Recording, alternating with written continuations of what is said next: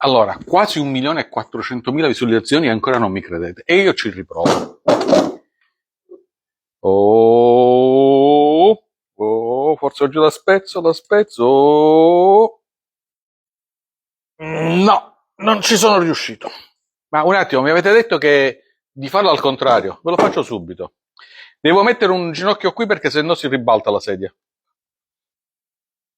E oltre un certo livello devo stare attento perché sennò rischio di cadere pure io. Ma come vedete, la sedia è perfetta. Volete un'ulteriore prova?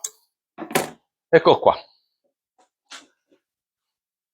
1, 2, 3, 4, 5, 6, 7.